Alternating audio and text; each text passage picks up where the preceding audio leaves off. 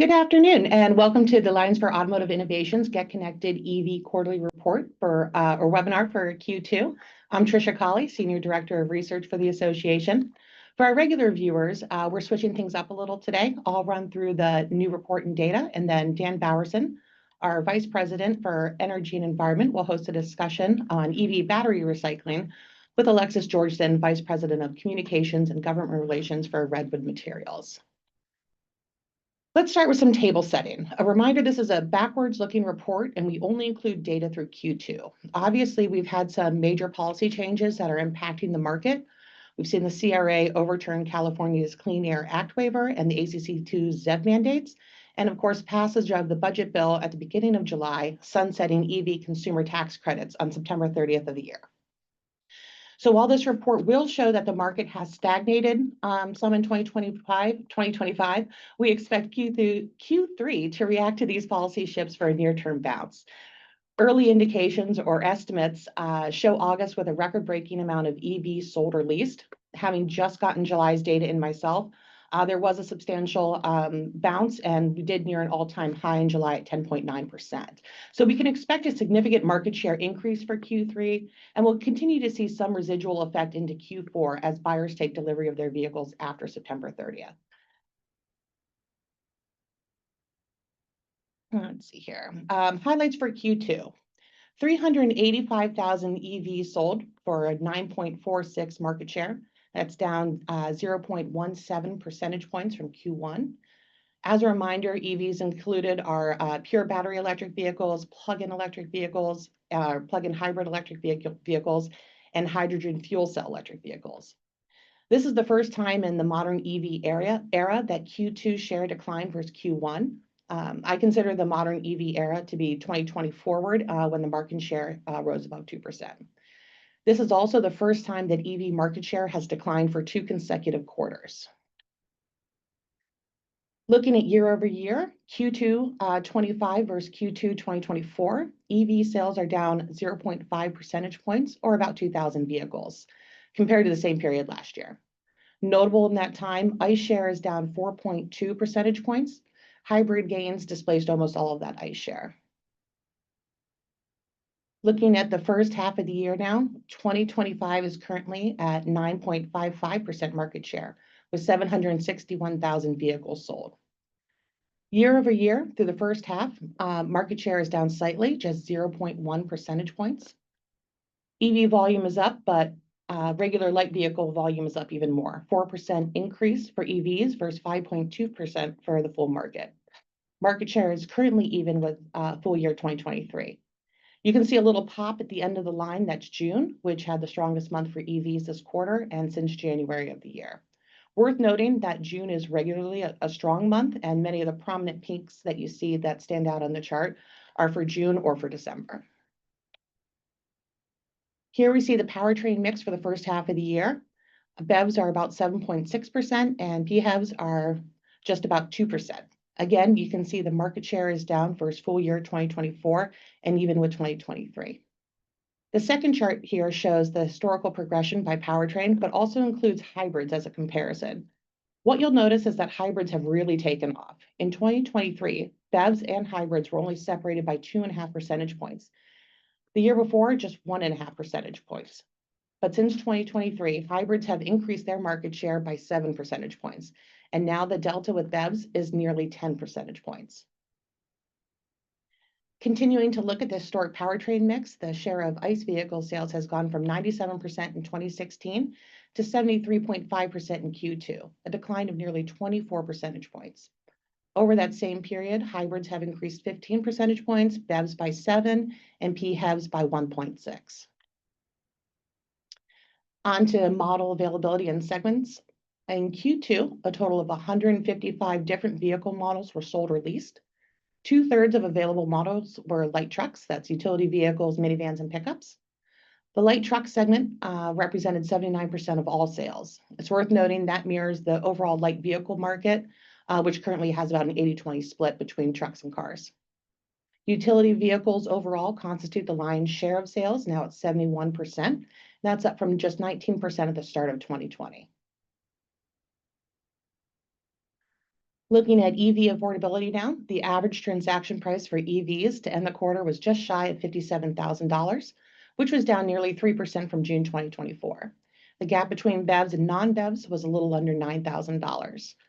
Incentives also rose to record levels at 14.8% of average transaction prices, which is about over $8,400. Moving into the state level trends, it should be no surprise that with a lower EV share in Q2, most states declined in Q1. In fact, 2/3 of states dipped lower than their Q1 marks, but not all. Michigan made the biggest gains for the quarter, rising 2 percentage points. California and Colorado were both over 20%, with California leading the nation at 23%. Looking at the year to date, only California has an EV share over 20%, though Colorado is very close. Michigan, again, with the largest market share increase, adding 5 percentage points to their share versus the first half of 2024. Overall, 10 states and the District of Columbia had an EV market share above 10%, while 3 states had an EV market share under 2%. I'm going to move now into vehicles in operation and charging infrastructure.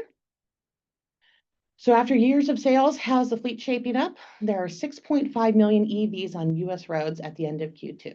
This represents 2.25% of the fleet. You can see that EVs are making slow but steady progress and average about a 0.1 percentage point increase each quarter. But it will take some time before EVs represent a sizable portion of the fleet.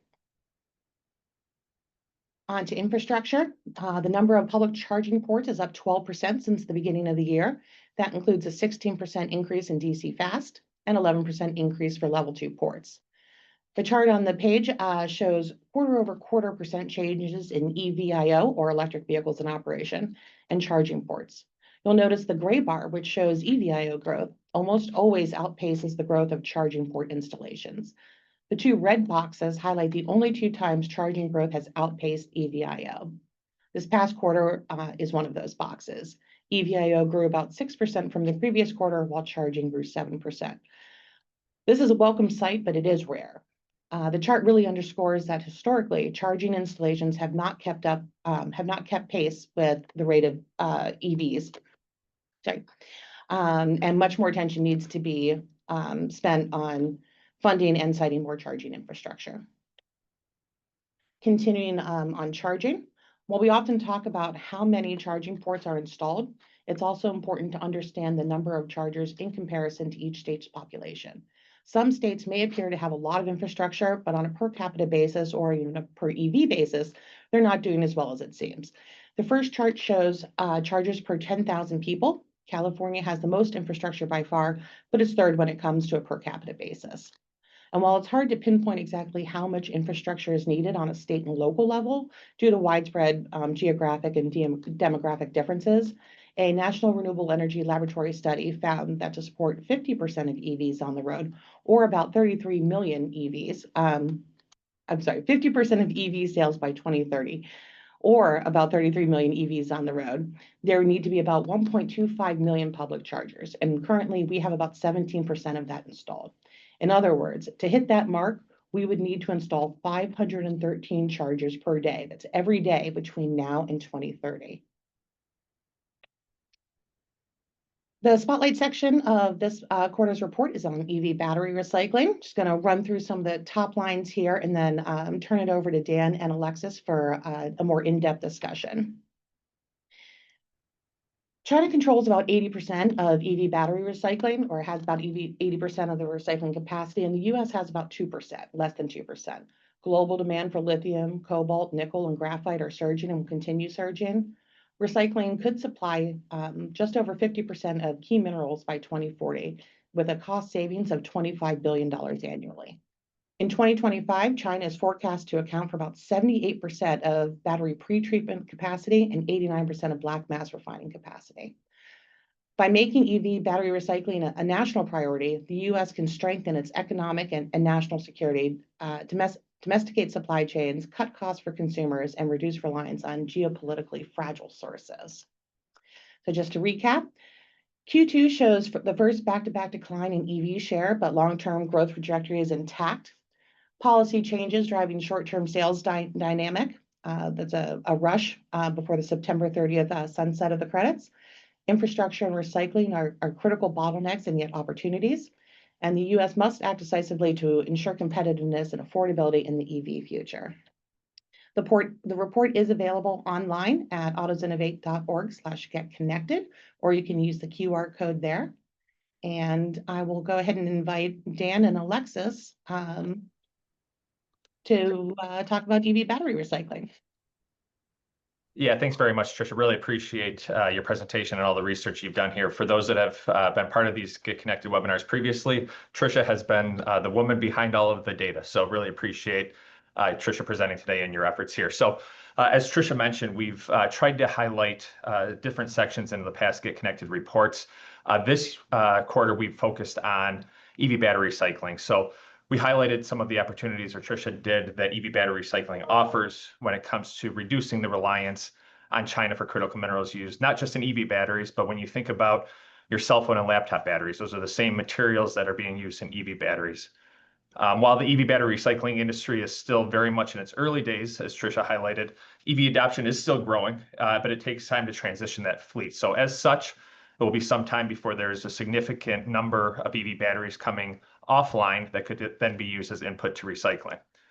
That being said, Redwood Materials has certainly emerged as a battery recycler that has shown that there's significant opportunity in this space. And with that, it's my pleasure to welcome Alexis Jorgensen, Vice President of Communications and Government Relations at Redwood Materials. Alexis, welcome. Thank you so much for joining us today.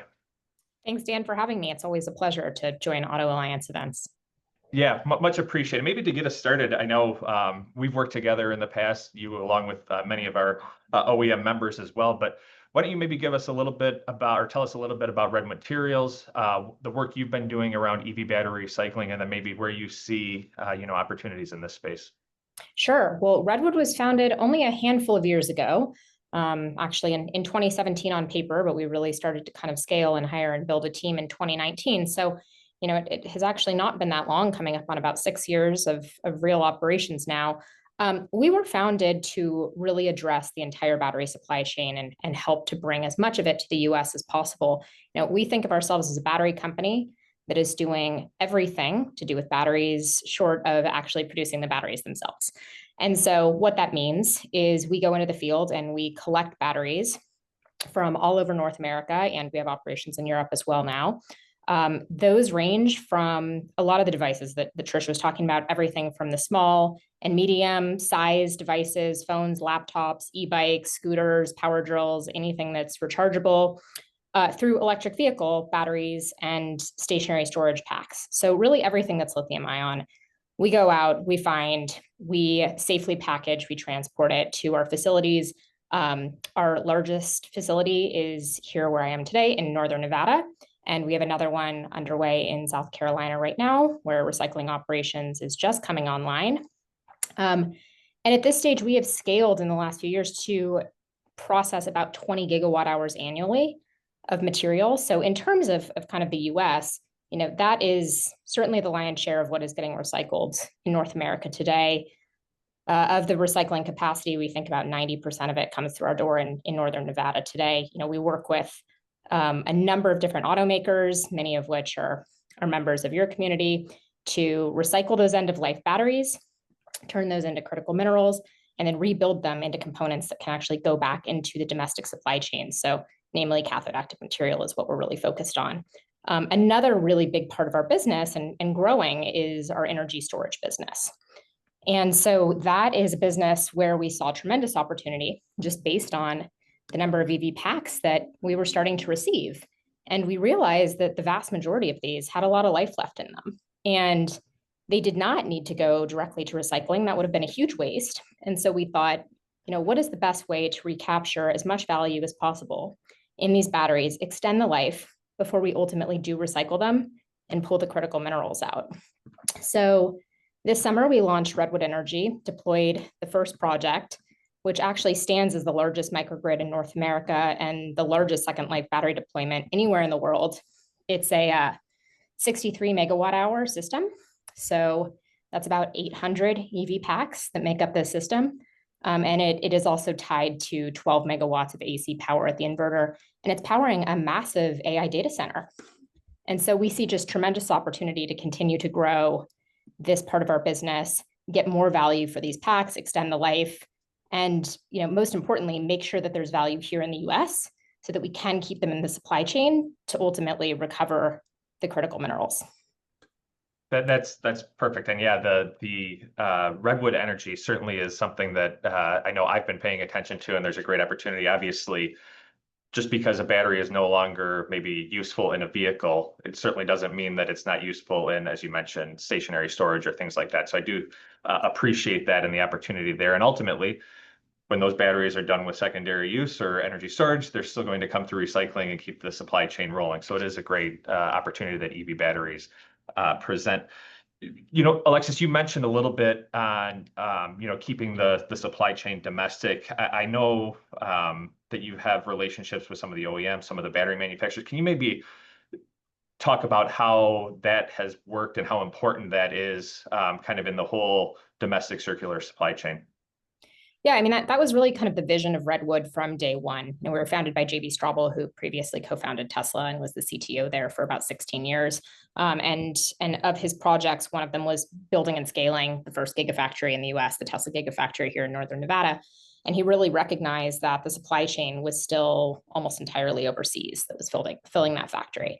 And so, that was sort of like the reason why we were founded, was to really address that supply chain. And we've obviously grown in a lot of, different directions across the battery industry since. But it was really to kind of make the best use of the scrap coming out of the factory, ensure that batteries at end of life had a place here in the US where we could recover their materials, and that we could actually produce useful components here domestically that could go back to battery manufacturers like the Gigafactory. And so that's really what we're focused on. What does that look like with OEMs? We have a number of different partnerships with dozens of OEMs at this point, almost all of them that are producing electric vehicles. And that kind of runs a broad spectrum of collecting end-of-life vehicles with them, working with them to collect vehicles that have either hit end of life or that have been recalled and perhaps hit end of life sooner than otherwise planned, to work with them on production scrap, those that have battery factories, and then to ensure that we can provide them with materials that have value here to go back in their battery factory. This is a very long and extremely complex and very capital intensive supply chain to pull here to the US. And so, we are doing this in pieces, but we've really built out our recycling and refining operations and scaled those, quite dramatically in the last few years. Again, we're up to about 20 gigawatt hours of material that we recover every year. So that would be enough to build about 250,000 electric vehicles annually with, we kind of go off of a average 70 kilowatt hour battery pack metric on that one.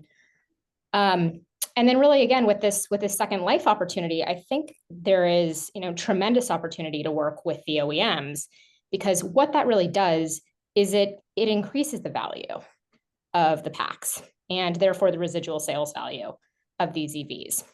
And maybe most importantly, something that we have seen is that, EVs get exported at end of life at a significant rate. I mean, we estimate, maybe 70% of the vehicles actually leave the US at auction when they're end of life, because while they may be considered end of life here, they are, not necessarily considered end of life overseas in another country that may have less stringent, road rules and can redeploy them.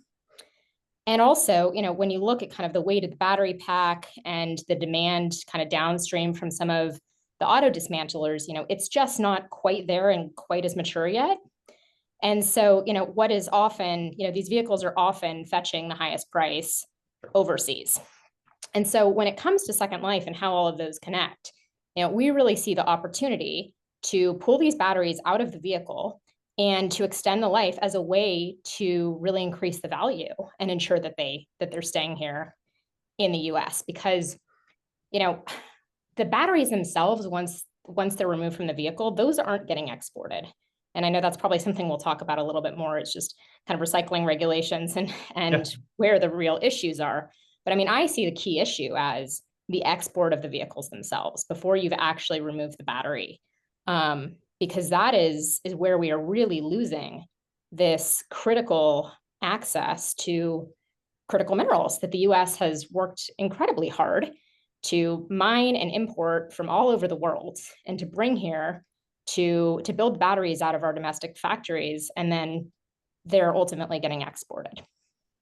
No, that's perfect. And I appreciate that. I think there's, we've on the auto side have really focused on the number of investments or the amount of investment that has been going into domestic EV battery manufacturing facilities and those. But again, if the supply chain is still coming from overseas, you're only solving part of the problem, right? So I do completely agree with and appreciate what Redwood is doing here. And I think you didn't say it this way, but maybe I'll take the thought here of, better to drain the batteries here and then recycle the materials here than export the full vehicle at end of life to another country where then you're likely not recycling here and you're still dependent on those supply chains. That's right. I mean, once these batteries leave the country embedded in a vehicle, they're not coming back. Yep. We as the US have lost this strategic stockpile of critical minerals forever. And, we are then, with other countries like China predominantly that has, I think, as Tricia cited, 80% of the recycling capacity globally, they are being very strategic about that. But, they're getting recycled, the batteries ultimately somewhere. But it would be unusual at that point that they would end up back in the US. Why not just keep them here in the first place and incentivize retaining them? Yeah, no, I appreciate that. And I'm going to transition to the state side here in a second, but I will just remind attendees, if you do have questions as Alexis and I are speaking, please put those in the Q&A. Also, any questions that you may have had for the data that Tricia shared, we're going to bring Tricia back in 10 minutes or so to kind of have a more open Q&A. So do invite those. And maybe before I switch to the state side, Alexis, I just want to emphasize one stat that you said, because it gets, I think, overlooked how much capacity just Redwood alone has. I think I heard you say 20 gigawatt per hour annual, which is enough to provide critical minerals for 250,000 electric vehicles. That's right. Yeah, that's what we're producing today, and it's ramping every year. And I think if you look at the curve of what we predict end of life vehicles will look like over the next 5-10 years, I mean, it just ramps tremendously. I mean, we just look in the rearview mirror and say, when did electric vehicles start to ramp? When did sales start to ramp? And when were they deployed on the roads? And then you kind of reverse that by 10 to 15 years, and you can just predict the sheer amount of volume of and that's just end of life EVs. That doesn't account for the small and medium format. So it's a huge opportunity. No, I appreciate that. And even to the point that I know Tricia made that, 2 quarters we've seen decline, but we're still seeing EVs in operation going up, which means we're going to continue to see more EVs coming off the road, which means more input to battery recycling. So absolutely appreciate that is what you're doing today and more opportunities there. Maybe just because I do think this is an issue that you and I have spent a considerable amount of time on and things that we could probably nerd out for a while, but we've seen a lot of state legislation over the past couple of years introduced regarding EV battery recycling from Hawaii to California to Massachusetts to New Jersey. Some of those are looking at setting up study groups or work groups that can look at what opportunities their states have to advance EV recycling. Others have introduced legislation that would be very potentially prohibitive and maybe hinder this nascent industry. So far, New Jersey's been the only state that's actually passed legislation that will have producer responsibility. However, there's other states that are certainly getting close. So I'd be interested to hear your thoughts on all of these different pieces of legislation and what this might mean for a company like Redwood's business model, and how this could positively or negatively impact you all. Look, I mean, obviously we are the biggest supporters, maybe that exist of recycling responsibly here in the US and making sure that this material remains in the US supply chain. One thing I'd love to emphasize is that, the unit economics on recycling are profitable today. We go into the field, we work with dismantlers, we work with OEMs, and in almost all cases, we are buying those batteries from those individuals. We are transporting them to our facility and we are recycling them. And, we don't need legislation. We don't need policy to help to incentivize that market. Batteries are very unique and they're very different than maybe some of the other commodities or products that, have needed some support to get recycled in the past, maybe plastics, glass, et cetera, where, you really kind of look at the end product and say, it is very hard economically to justify the cost of recycling those devices. With batteries, it's very different. We're dealing with being able to extract lithium and cobalt and nickel and manganese and copper. And it is high value material. It is also incredibly recyclable. I mean, we are able to extract, around 98% of those elements, and they don't degrade. You can do it infinitely. A metal atom doesn't cease to be a metal atom. So you can kind of send it through a recycling process over and over and over. And, it performs as well or better than the newly mined material. So, the business already makes sense. The partnerships are in place today. And, the market is, well, still in many ways, a nascent industry. It is working, and it's working really well. So, while we commend and in many cases are supportive of the extended producer responsibility frameworks that have been popping up in a handful of these states, I do worry a bit about the kind of patchwork regulations that we're pushing towards, kind of state by state. And, again, I think we are sort of chasing the wrong issue, which is kind of gets back to my earlier comments, which is that the real opportunity is how do we ensure that we are incentivizing end-of-life EVs that actually might not be end of life. Maybe the vehicle itself is, but the battery might have a ton of life left in it. How are we incentivizing those to stay in the US rather than letting 70% of them get exported? Because once you dismantle and pull the battery out, recyclers are coming and they're paying for that material. And it is not ending up in a landfill, especially not a 1,000-pound battery.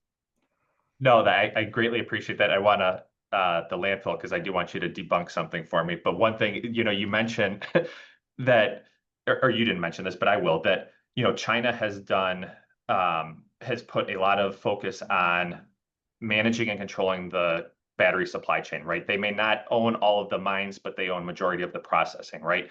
Yeah. So as these vehicles are reaching their end of life, if we don't have, as you mentioned, the appropriate carrots or incentives to keep those batteries here, extend their second life, get them recycled here, China will be happy to take all of those batteries and process them with the technology that they already have. That's right. Yeah, I mean, they have been incredibly strategic about recognizing the value of not only having access to critical minerals, but setting up the infrastructure to recycle. They really see it as the future and their strategic advantage. So they are way ahead of us on that thinking.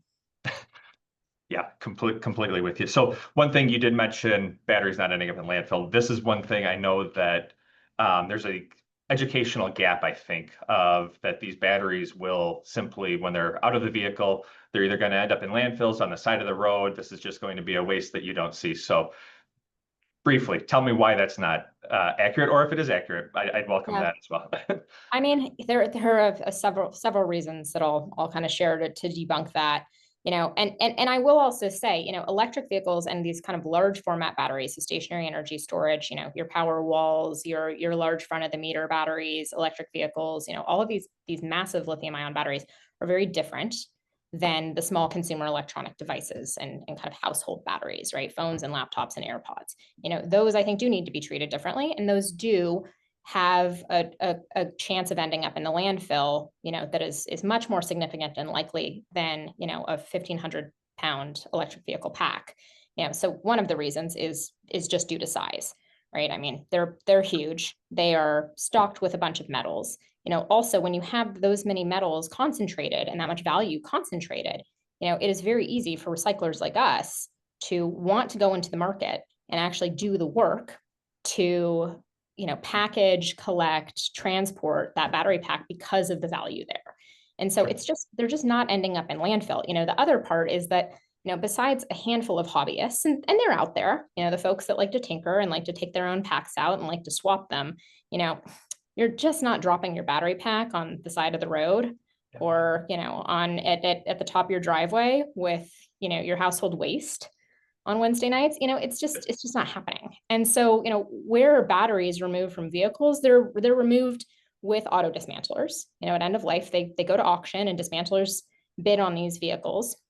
And unless they're exported, the points I've been making, the dismantlers are then taking the full electric vehicle, they're removing the battery pack, and they're selling it downstream, usually to us. And we work very closely with most of those dismantlers to go and to package up those batteries.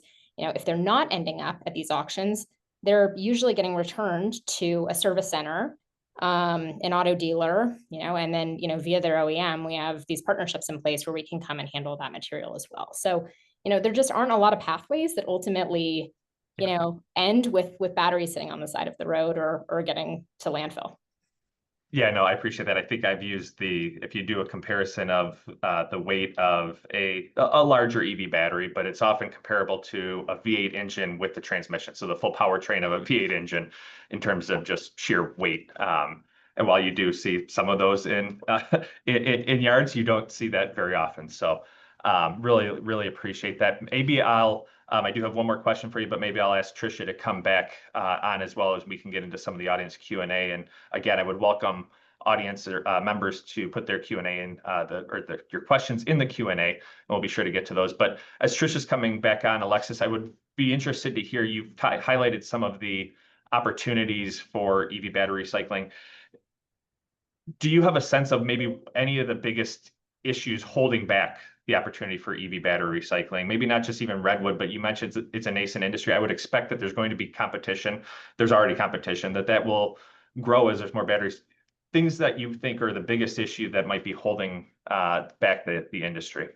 Yeah, I mean, look, competition is great. We were really ahead of this, I think, kind of with JB just recognizing that this first wave of electric vehicles was going to start coming offline and making sure that we had the operations, the process, and the scale in place to start addressing those. But I mean, the ramp is steep. And so, we are building as quickly as humanly possible. I mean, I think one of the other things that's just incredible is to kind of look down this path of end-of-life vehicles retiring. We have something like, a total, I'm looking at kind of total numbers across end-of-life lithium-ion batteries in North America, but it's something like 40 gigawatt hours in 2025, and then that ramps to 140 gigawatt hours by 2030, and then you start to see it kind of flip and invert, where by 2040, you've got 500 gigawatt hours of end-of-life batteries, and maybe 400 gigawatt or 450 gigawatt hours of that are end-of-life EVs. And so again, these cars have been deployed, they've been sold, they're on the roads, and it's just a matter of time until they do retire. And so this wave, we've barely started to see it. It's a huge opportunity, and again, I think one of the biggest opportunities is just to make sure that we can keep them here in the country to ensure that we're increasing the residual sales value and recovering the critical minerals. No, I really appreciate that. I think that's spot on. We've got some questions coming in. Again, I would ask attendees if you have any questions for either Tricia or Alexis to put those in. We will be sure to get to those. Tricia, welcome back. Thanks for the latest round of data. I completely recognize that we are not in the forecasting business, but we're constantly asked to forecast anyways. So I'm going to take the liberty to ask you. We've seen in previous quarters, I think HEVs or hybrid electric vehicles continuing to grow. Is that something from what you've seen, would you expect that to continue? Do you see that kind of hitting a leveling off spot? Or, again, we're not in the forecasting business and you provided, data, but would welcome your thoughts with your expertise.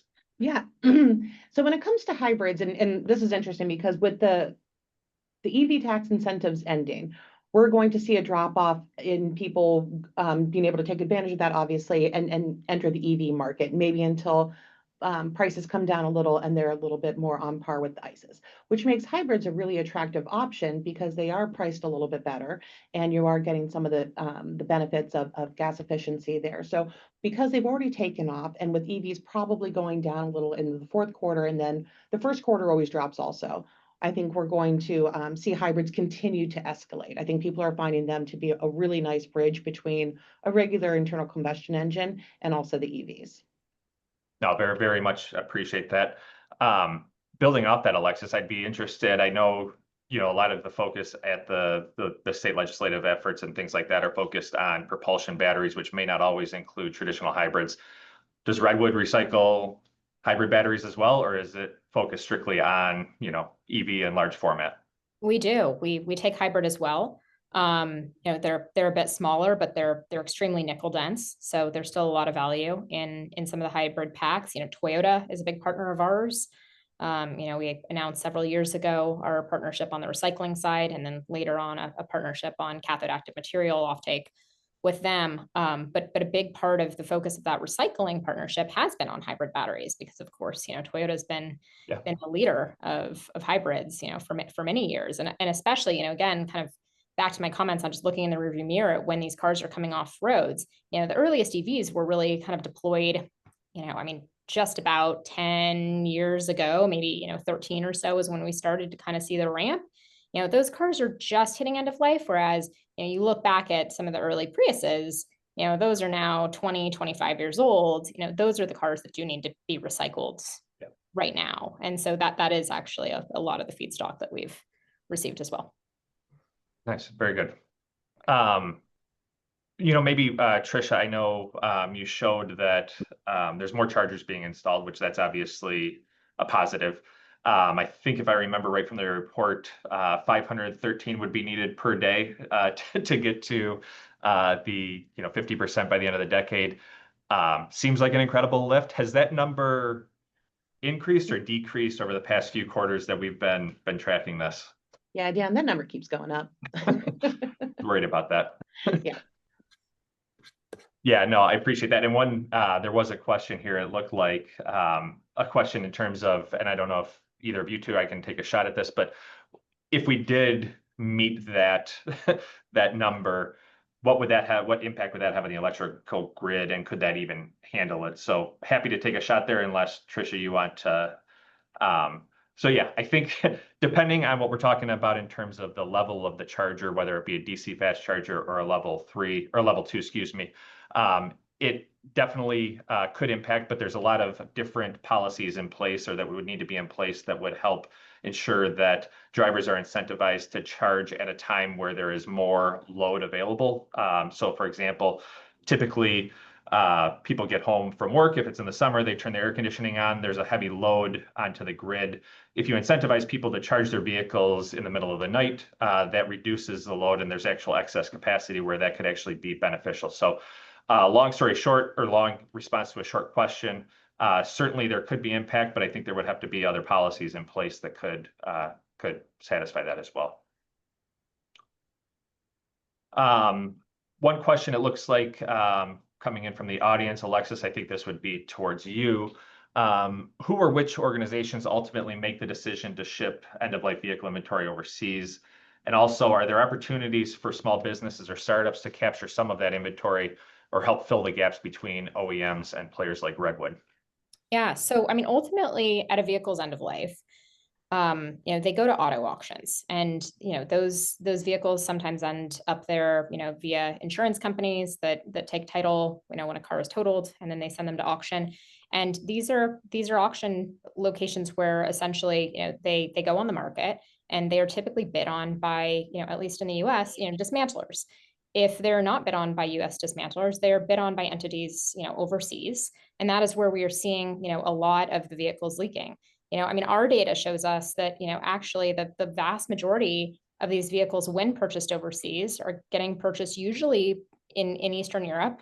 They're often, you can sit on any of these auctions and you can just kind of pay attention and look and loosely start tracking, which is kind of what our team has done, where these vehicles go. But it's often actually Georgia, Russia, and Ukraine that end up with these cars. And that's just kind of what we've noticed after years and years of watching these auctions and monitoring them. And so I think there is a huge opportunity for us to ensure as a country that we are keeping the cars here. Now, how do you do that? Well, one of the opportunities with stationary storage, and I love talking about, the grid and loads, because again, kind of getting back to how batteries can play a role, batteries are such a critical part of making sure that we shave those peaks, and, that we can help to kind of balance demand. Because you throw a battery front or behind the meter, you can handle a lot of the AI training with them. You can, attach them to any energy source, and you can really just help to kind of stabilize that load. But second life batteries, can play a phenomenal role in that, and at about half the cost of what new lithium ion that is often manufactured in China and imported. A lot of these LFP batteries, that is almost exclusively where they come from. Our second life batteries that already exist here in the US can do it at about half the cost, and we can keep them here. now what we need to do and what Redwood's really focused on is building this business so that, the value of those batteries does increase, and that will trickle down. It will allow us to pay more for batteries as we need to ramp and to get even more of them, because we can deploy them for second life. We can kind of get those economics before ultimately the recycling economics on them. And then that kind of filters to the dismantlers that then start to really understand the value of these end of life EVs, and they bid more for the vehicles. Right now, I think again we're kind of in this nascent space where it's just maybe not as broadly understood kind of what the value is of these end of life cars, and so they do end up overseas because again, like that's just the highest bidder. Appreciate that. Thanks, Alexis. Maybe one more for you, Alexis, and then I think one more for Tricia, and we're probably close on time. If there are other questions, please don't hesitate to put them in. If we don't get to them today, we will certainly gladly follow up with you. Question from a participant here, Alexis. Given the positive value of EV battery recycling, should battery recyclers like Redwood and others implement a nationwide voluntary EV battery recycling program? Nationwide, I mean, I am a big proponent for doing something nationally versus this kind of patchwork state framework. I think just the state by state is going to get incredibly complex. I think it's going to make it really hard for OEMs, and for dismantlers and for recyclers alike. When we have to really kind of address and adjust, our businesses for 50 unique states and their laws. I think something that is light touch, federally would be incredibly helpful. Again, I always want to emphasize light touch because I think the market is working. It's working today. These partnerships exist. They will continue to scale. There is value here, that we are already seeing today, and that's only going to increase through economies of scale over the next few years. So, I think if we were to do something federally would make a ton of sense. That, again, just looked at how do we incentivize these vehicles to stay here and how do we make sure that they do get recycled, because that is a concern, and to get OEMs and recyclers and dismantling community together to work on addressing this issue and making sure that we are solving it. Very, very much appreciate. I would echo your sentiment on this patchwork of 50 different state regulations, even if they're just slightly different, but mostly the same, is a very much a burden on automakers. As a vehicle leaves the assembly line, that vehicle doesn't know which state it's going to. So it's different regulations, and the vehicles obviously throughout their life travel state lines. It's very, very challenging for producers to keep that in front of them. So completely agree and appreciate your thoughts there on a light touch from the feds. Okay, maybe Tricia, we'll give you kind of last word here. I know you're deep into the data, but maybe with the second quarter, anything that really stuck out to you as maybe surprising or caught you maybe off guard from what we would have expected where the market is today?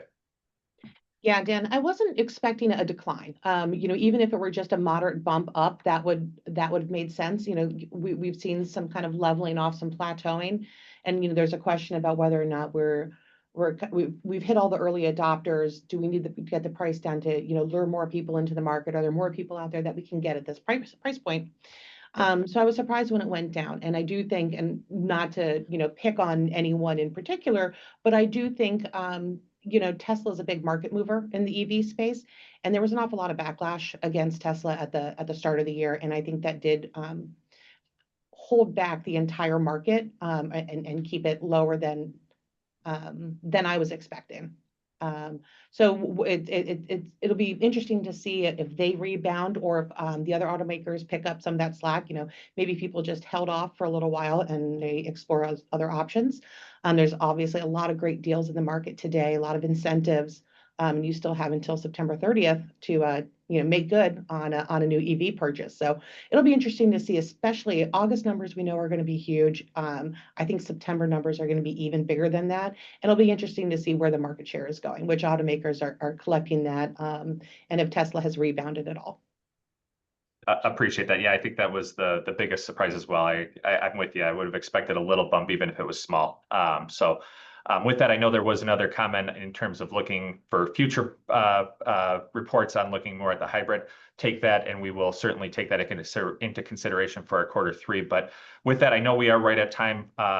Alexis, really appreciate you joining us, sharing your insights from Redwood. This is, like we said at the beginning, a great opportunity here. Tricia, continued thanks for all of the great data. As was mentioned in the chat, the Q2 2025 report is now available at autosinnovate.org/getconnected.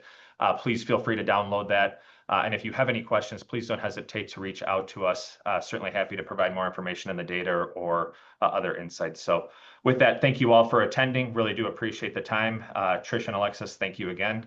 And we look forward to talking again soon. Thanks. Really appreciate the discussion. Thank you.